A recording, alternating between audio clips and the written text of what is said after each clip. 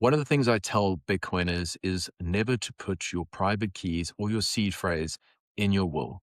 It becomes a public document during probate.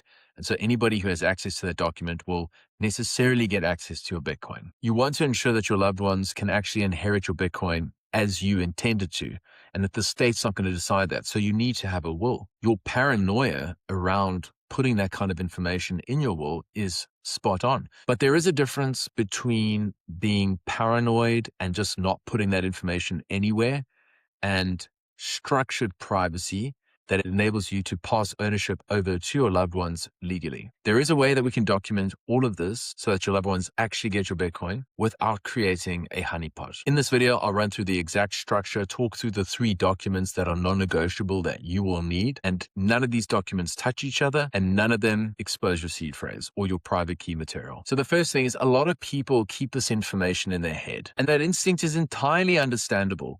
While it sits in your head, nobody can extract it from you. Nobody can remove or steal your Bitcoin from you because you're looking after the seed phrase, and whatever information you have about your Bitcoin and how to access it lives up here. And that is all true and that is great while you are alive, but that becomes completely untenable and frankly fatal when you're no longer alive. The risk is not so much about writing that information down, but rather keeping that information in one place, in one document, in a way that's non-private and completely discoverable. Let's talk now about the 3 layers of separation, the 3 documents that you need to ensure that not only do your loved ones get access to your Bitcoin when you're no longer there, but they also are the rightful legal owners in terms of the law, because that's important. Layer 1 is the will.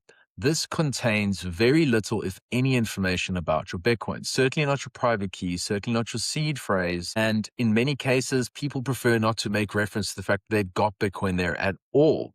The only thing you do need to do is ensure that your executor, the person who's legally appointed to administer your affairs when you're no longer there, they have the powers to receive, transfer, send, and essentially deal with your Bitcoin. They need to have that power explicitly to make sure there's no gray areas, that there aren't any legal gaps preventing them from being able to identify, take possession, and distribute your Bitcoin accordingly. Importantly, your will contains 0 technical information of how to access your Bitcoin. The second layer is the letter of wishes.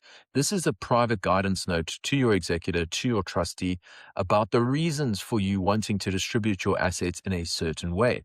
It also is an opportunity for you to talk about some of your preferences in relation to how your Bitcoin is dealt with, that it's distributed in specie and not sold, that it's borrowed against instead of sold if they have certain objectives. It is also a great place to give your executor information about how they can go about accessing your Bitcoin when you're no longer there. You're not giving them the Bitcoin access today. What you're doing is giving them information that when you die, they know what to do and where to look for the access information. That distinction is really important. And then lastly, we have the technical roadmap. This is a critical document that explains exactly what you've got and how to go about accessing it, step by step in plain language. You need to talk about which hardware devices you've got, what the pins to those devices are. Do they have passphrases? You'll need to talk about where those hardware devices are, and if you've got backups, who has backups of those hardware devices. You'll need to talk about the wallet software that you use. Perhaps it's Sparrow, perhaps it's something like Nunchuck. This is your opportunity to give your loved ones everything they need on a platter so they know exactly what to do to access your Bitcoin. You don't want to give them a puzzle. Make it easy for them. And so this split approach, this 3-layered approach, is a good way for you to protect your Bitcoin while also meeting the objectives I outlined earlier. And you want them to actually get access to it in the first place. Think of it as a treasure map split into 3 pieces. And if somebody discovered a single piece, there's nothing that they can do in and of itself with that information that could compromise the security of your Bitcoin. In other words, no single document on its own, if found in the wrong person's hands, will give them access to anything. So where do people actually go wrong in this regard? The first thing is putting your seed phrase in a will. They think a will's private, but it's not. It becomes a public document during probate. So never, ever, ever, under any circumstances, do that. The other mistake is telling a single person verbally, not documenting it, and thinking that somehow When you die, they're going to remember perfectly exactly what to do to access your Bitcoin.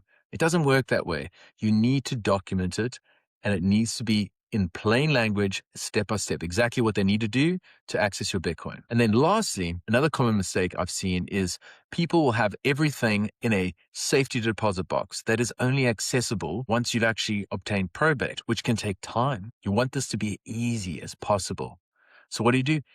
Make sure that you've put in place a mechanism with wherever you leave your Bitcoin that they can actually access it. And then finally, once you've got all this thing working together, the last thing you need to do is educate your beneficiaries. They need to understand what they've got, how it works, what to do, what not to do. Because the last thing you want to have is going through all the trouble of making sure that you've got an estate plan, they have a plan to access your Bitcoin, everything's secure, locked and loaded. And then at the last minute, when they actually receive the Bitcoin, they make a silly mistake. They stick the seed phrase into a fake wallet. They trust the wrong person. And so there's an education process that also needs to take place. Let's go back to the original question of privacy and the context of inheritance.